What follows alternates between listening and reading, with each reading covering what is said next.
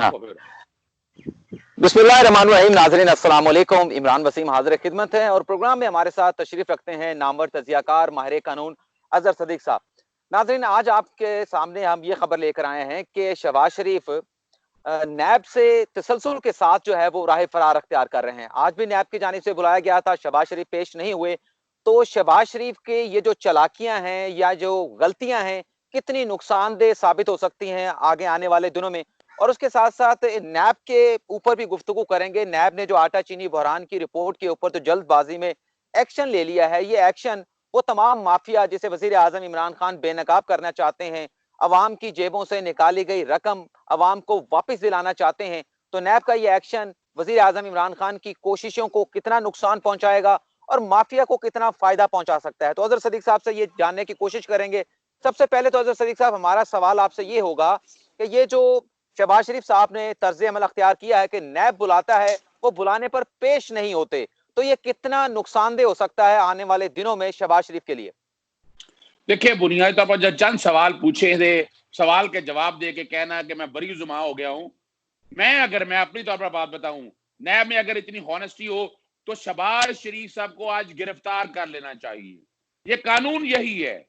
और वो वजह ये है कि आप तो देखिए, ये राय फरार किस तरह इख्तियार करना चाहते हैं। नैब ऑर्डिनेंस में जो तरामीम है वो 24 तारीख को खत्म हो रही है। चालाकी देखो ना, ये चालाकी भी कहें, जहानत भी कहें, बुर्दबार भी कहें। और मैं एक और खबर दे दूं, इस वक्त तमाम सियासी जमातें, पीपल्स पार्टी, नून लीग, मौलाना फजल एक पेज के ऊपर है। और अब जो आगे दो वजूहत है, मैं वो पहले वो बता दूं आपको। एक तो है कि कौमी असेंबली का इजलास होना नहीं है। अगर पुराने ऑर्डिनेंस पे मुतमन नहीं है ये तमाम सियासी जमातें, उसको एक्सटेंड करने के वाले से हमने एक बात की थी कि आर्टिकल 189 के तहत रेजोल्यूशन लाकर उसको एक्सटेंड कर दिया जाए। दो पॉसिबिलिटी है, या तो एक नया कानून लाएंगे जिसमें नैब कोई बंद ही कर दे, एक तरह से बिल्कुल ठप कर दिया जाए नैब को, और हो सकता है कि उसके अंदर पीटीआई में से कई जहांगीर तरीन ऐसे लोग सामने आ जाएं। दूसरी बात तो है, किया जा रहा है अपोजिशन की तरफ से, ये मुतालबा किया जा रहा है कि नैब को बंद कर दिया जाए। ये हकीकत है और यही कुछ होने जा रहा है जो नजर आ रहा है बाहर। दूसरा ये है कि ऑर्डिनेंस की शक्ल, नया ऑर्डिनेंस तो ला सकते हैं ना, और नया ऑर्डिनेंस लाकर भी नैब को ये यानी ये जो आना जाना है ना, और नैब में दोबारा जाना ना पड़े, वो तो ये उनके नजूमियों ने जो जिन्होंने कुछ मुलाकातें की उनसे या उनके आसपास बैठे या पीपल्स पार्टी वालों ने बताया। लेकिन उनके लिए एक बुरी खबर है, खुर्शीद शाह साहब की आज जमानत सखर ने, Sindh high court Sukkur bench ने मुस्तरद कर दी है। तो ये जो बैठ के हम ये लगे बैठे हैं यहाँ पर, ये समझ आना चाहिए। मैं ऐसे कोई हालात नहीं देख रहा। मुझे नजर आ रहा है कि शहबाज शरीफ साहब आने वाले दिनों में गिरफ्तार हो जाएंगे और ये नए ऑर्डिनेंस से आने से पहले भी मुतवक्को है। और वो वजह ये, नैब को इन्वेस्टिगेशन ऑफिसर को अपने इख्तियार का इस्तेमाल करना चाहिए। अजहर सदीक साहब क्लियर करते हैं, हो जाएंगे ये तो एक खबर की मानद बड़ी ठोस बात आप कर रहे हैं, या हो सकते हैं जो उनका तर्ज अमल है जिस तरह से नैब के बुलाने। हाँ जी, देखिए मैं इमरान, बात है मैंने जो बातें सारी देखी हैं, जो सवाल सामने देखे, उनके पास जवाब कोई नहीं है और वो एविडेंस विदहेल्ड कर रहे हैं। यानी ये कह देना कि ये कोई क्लासरूम तो नहीं है, सवाल का जवाब दे रहे हैं, अब सवाल पूछ रहा है जवाब दे रहा है। इन्वेस्टिगेशन के अपने प्रोज एंड कॉन्स हैं, उन्होंने बैठ के वहां सवाल करना है, कोई सख्त सवाल करने हैं, 2 सवाल आने हैं, 2 से 4 आने हैं, और आपके पास जवाब नहीं है। आपको याद होगा कि मनी लॉन्ड्रिंग में नवाज शरीफ से शहबाज शरीफ, शहबाज शरीफ से मरियम, मरियम से हमजा, हमजा से सलमान, ये सारा कुछ वजह है कि जवाब कोई नहीं है। और वो एविडेंस यानी बुनियादी तौर पर इतना अहम केस है, आई डोंट नो व्हाई नैब क्यों डिले कर रहा है। नैब को तो आज देखिए, मैं अगर मुझसे पूछते हैं तो गिरफ्तारी बनती है। मतलब आप ये कहना चाह रहे हैं कि जो शहबाज शरीफ ये कह रहे हैं या मुस्लिम लीग नवाज की तर्जुमान ये कह रही है कि हमने जो जवाब था, जो नैब ने पूछा था, वो तहरीरी तौर पर हमने भिजवा दिया है, लेकिन आप ये कहना चाह रहे हैं कि जब face to face physical appearance होती है, जो तफ्तीशी अफसर होता है, तो जो सवाल पूछता है उसका जो जवाब आता है, उस जवाब से सवाल निकलते हैं, इस तरह से इन्वेस्टिगेशन होती है। अच्छा, सेक्शन 19 पढ़ना पड़ेगा ना। सेक्शन 19 में ये तो नहीं लिखा कि सवाल, लिखा हुआ है कि आप यू हैव टू अपीयर। जब जाती समन क्या होता है, जब समन करके पेश नहीं होते तो अदालत भी अपना तरीका कार लेती है। यहां समन किया है, समन करके सवाल क्वेश्चनर पूछ लेते हैं, हालांकि ये भी कॉन्सेप्ट गलत हो चुका है। फौजदारी कानून में कभी ये क्वेश्चनर तो नहीं बताया जाता, इन्वेस्टिगेशन ऑफिसर जाता है या इन्वेस्टिगेशन ऑफिसर बुलाता है, वो इतनी ओपन इन्वेस्टिगेशन होती रही। ये तो कह रही है कैमरे लगा दे, सारा कुछ बता दे, यानी बेसिक कॉन्सेप्ट इन्वेस्टिगेशन, यानी ये भूल भुलैया वाला खेल, इम्तिहान बैठे हैं पर्चा आउट हो जाए, यानी ये और क्या है भाई, पर्चा आउट हो जाए पहले। भाई ये पर्चा क्यों आउट हो जाए? आपने अगर तैयारी किया तो आपको सवाल जवाब मौजूद होने चाहिए। ये बुनियादी तौर पर ये काम इसलिए किया जा रहा है कि कंफ्यूज किया जा सके। अभी तो फिलहाल वो नैब ऑर्डिनेंस के पीछे छुप के या तरामीम के पीछे छुप के वो चाहते हैं कि ये बट्टी दब जाए और ये सारे का सारा नैब कानून खत्म हो जाए, इसलिए वो पेश नहीं हो रहे, वरना जवाब नहीं है उनके पास। अब डिपेंड करता है कि चेयरमैन नैब अपने इख्तियारात का इस्तेमाल करते हुए, मेरी नजर के मुताबिक ये गिरफ्तारी बनती है, क्योंकि वजह सवाल जवाब नहीं है ना, और विदहेल्ड कर रहे हैं। अगर वो ऑर्डिनेंस नया आ जाए, नए ऑर्डिनेंस में सारा कुछ खत्म कर दिया है, तो इन्वेस्टिगेशन तो फ्रस्ट्रेट होगी ना सारी, यही तो समझना है। और मैं नहीं कहता, मेरी इतला के मुताबिक चेयरमैन नैब और सबको पता है कि नया ऑर्डिनेंस अगर कोई बन रहा है या असेंबली के अंदर कोई नई तरामीम आना चाहती हैं, वो एक अलग सवाल है कि वो तरामीम अगर हम वर्चुअल यानी मिसाल के तौर पर ऑनलाइन करेंगे तो उसके क्या इतना आसान काम है। वो तरामीम चूंकि सर ये तरामीम अगर करनी है तो नेशनल असेंबली से भी होनी है और सेनेट से भी होनी है, और एक ऑर्डिनेंस के जरिए जो जो नैब का ऑर्डिनेंस 1999 का है, इसको बाकायदा तरामीम हो चुकी है, असेंबली ने पास कर दिया है। आर्टिकल 89 के तहत उस ऑर्डिनेंस की हियत नहीं बदल जा सकती, उसका बेसिक कॉन्सेप्ट नहीं बदला जा सकता। तो ये कोशिश या काविश होनी है या हो रही है, आने वाले दिनों में मैं इशारतन बात कर सकता हूं कि ऐसा कुछ हो रहा है जिसकी वजह से वो बड़े पुरुम्मीद हैं। लेकिन ना वरना तो आपको याद है कमांडर सेफगार्ड आया था यहाँ पर तो कोरोना को शिकस्त देने के लिए, और कोरोना से डर गया यार, तो कमांडर से बैठ गया है। तो कमांडर सेफगार्ड तो अपना तहफुज कर रहा है, वो तो अपना तहफुज करने के लिए लगता आया था। अब वो आप अंदाजा लगाए। एक और बड़ी जबरदस्त बात बताऊं, वो लैपटॉप लेकर जिसमें बैठे होते हैं ना, वो मेरे बेटे से मैंने पूछा, वो कहने लगा ये तो गेमिंग मशीन है। यानी वो शुरू में हमने देखा कि वो नकाब पहन के बैठे होते थे, और मैं क्या साबित करना चाह, और घर से तो बाहर निकल नहीं सकते। वो कहाँ गए तुम्हारे बूट, वो कहाँ गए तुम्हारी बातें? तुम्हें तो हर वक्त आवाम में नजर आना चाहिए था, बातें बड़ी कर रहे थे तुम जाते लोगों को रोकते, कुछ छाटा पकड़ लेते, बताते कि मैं काम कर रहा हूं। वो तो बेवकूफ बना रहे हैं। वैसे वो कोशिश ने उनकी इस चालाकी को अवाम के सामने अयां कर दिया, जो कहते थे कि लंदन से इसलिए वापस आया हूं कि कोरोना की इस वबा में अवाम के साथ खड़े होना चाहते हैं, लेकिन उसी वबा का बहाना बनाकर अब नैब के सामने पेश होने से कतरा रहे हैं। दूसरे मौजू पर आते हैं अजहर सदीक साहब, इस पर आप अपना जो इनपुट देना चाहते हैं दे सकते हैं, लेकिन सवाल मैं आपको पुट कर देता हूं। अब ये बताएं कि ये नैब ने आटा चीनी बहरान की रिपोर्ट के ऊपर जो एक्शन लिया है, आप क्या समझते हैं ये एक्शन जल्दबाजी में नहीं ले लिया गया, इमेच्योर एक्शन नहीं ले लिया गया? फ्रांसिक रिपोर्ट का अगर इंतजार कर लिया जाता तो नैब का मुकदमा माफिया के खिलाफ ज्यादा जो है वो मजबूत हो सकता था।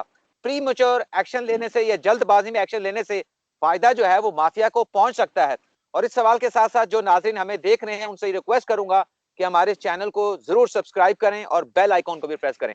जी जी बिल्कुल बिल्कुल, सब्सक्राइब भी करना है, बेल आइकॉन भी, और कमेंट्स में भी सवालात भी पूछ लिया करें, और बड़े अच्छे सवाल पूछते हैं और हम जवाब, और वहां से दर्द दिल नजर आ रहा होता है। लेकिन मैं एक बात पिछले सवाल में सिर्फ एक ऐड करना चाहता हूं कि हमने और आपने पहले भी डिस्कस किया था कि शहबाज शरीफ साहब एक एजेंडे के बुलाया था, और वो आपको याद है सुहेल बड़ाई साहब ने तो बाद में आके एक्सप्लोर किया, हमने पहले बता दिया था कि वो चंद मुलाकातों के हवाले से, वो तो बाद में उन्होंने बताया, और वो बेसिकली वो भी कॉल आया होगी ना उनकी कि वो बता कोशिश की, उसमें वो भी नाकामी हो गई।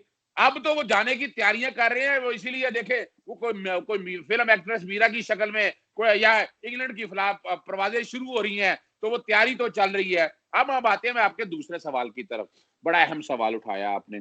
देखिए चेयरमैन नैब, मैं शुरू में मैं बड़ा सख्त था उनके, फिर मेरी मुलाकात हुई, और आप भी याद है शाहगेब निसार साहब की जो फेयरवेल चल रही थी, उन दौरान हमारी मुलाकातें हुई थी वहीं पर ही।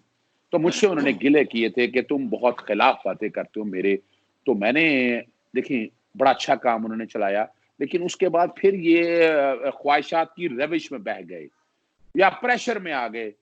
उस सोशल यानी बुनियाद, मैं आज तक ये समझ नहीं पाया कि आज तक कभी जो हुकूमत वक्त के खिलाफ नैब ने कितने रेफरेंस शुरू किए, जरा बता दें कि शुरू के दिनों में पूरी तारीख उठाकर देख लें। यानी ये तो बेवकूफ बनाने की बातें, आप बैठ के कहें उसने नहीं किया उसने किया। ये असूली तौर पर एहतसाब होता है जब आप कर रहे हैं, मुकम्मल कर लें, फिर देखा जाता है, फिर देखते हैं कि हुई या नहीं। आप तो प्रोजेक्ट शुरू हो तो आप इन्वेस्टिगेशन शुरू करते, प्रोजेक्ट तो होना ही नहीं है, प्रोजेक्ट तो कंप्लीट ही नहीं हो सकेंगे। तो ये बुनियादी तौर पर एक सिर्फ और सिर्फ वो सुर्खी पाउडर लगा के ना मुतमिन करने की कोशिश कर रहे हैं। और चेयरमैन नायब साहब को मैं इस हवाले से बड़ा ध्यान रखना चाहिए, बिल्कुल कोई जरूरत नहीं है। और यहाँ बहुत जल्दी कर दी उन्होंने आटा क्या चीनी आपको के लगता है, अंदर। आपको क्या लगता है, इसी बात के ऊपर सवाल कर रहा हूं जो आप जवाब देने के लिए जा रहे थे, मैं समझ चुका हूं आप क्या कहने लगे थे। आपको क्या लगता है कि ये जो एक्शन लिया गया है आटा चीनी बहरान की रिपोर्ट के ऊपर, नैब ने अपनी इन्वेस्टिगेशन, अपनी इंक्वायरी करने का, क्योंकि अपोजिशन की जानिब से मुतालबा कर रहा था, रिपोर्ट आ चुकी है, नैब मुतहरक नजर नहीं आता, तो क्या अपोजिशन के मुतालबे के ऊपर अपोजिशन को खुश करने के लिए कि नहीं आपके खिलाफ कार्रवाई नहीं हो रही, हुकूमत के खिलाफ जो रिपोर्ट आई है आटा चीनी की उस पर भी हम एक्शन लेने के लिए जा रहे हैं? अच्छा, किसी ने कहा था, मेरी माँ कहा करती थी, किसी ने कहा कान कुत्ता लेके भाग गया, कान देखा नहीं और कुत्ते के पीछे भागना शुरू कर दिया। नैब के अंदर इस वक्त यही हुआ। और ये जो अब नैब ने इन्वेस्टिगेशन अथॉराइज की है, ये फायदा देने के लिए की है। मैं लफ्ज क्या कह रहा हूँ, फायदा किसको देने फायदा? के लिए की। ये माफियाज को याद रखिएगा, मेरे लफ्ज नोट कर लीजिएगा और ये रिकॉर्ड का हिस्सा रहेंगे, याद रखिएगा। मैं एक्सप्लेन आपने कर दें, क्यों, कैसे कैसे मैं एक्सप्लेन कर उसकी दें। वजह बता दूं। उसकी अभी पिछले दिनों आपने इन्वेस्टिगेशन और इंक्वायरीज देखी हैं कि नैब के पास एक तो फोर्स की कमी है, ऑफिसर्स कम है, फोरेंसिक के हवाले से बाकी डाटा इकट्ठा करने में, और इतना प्रेशर है उनके ऊपर कि वो काम ही नहीं कर पा रहे, यानी बहुत ज्यादा है। और इस गवर्नमेंट ने भी कोशिश नहीं की उनको इंफ्रास्ट्रक्चर फराहम करने के लिए, मुलाजमीन, फोरेंसिक, गाड़ियां, स्टेनो, नहीं है सारा कुछ उनके पास। सिर्फ लाहौर का अगर आप हाल देखें तो लाहौर में आप परेशान हो जाएंगे। इतनी इन्वेस्टिगेशन चल रही है, तो ये क्या होगा, एक असिस्टेंट डायरेक्टर या एक डिप्टी डायरेक्टर करेगा। डिप्टी डायरेक्टर क्या कर लेगा भाई?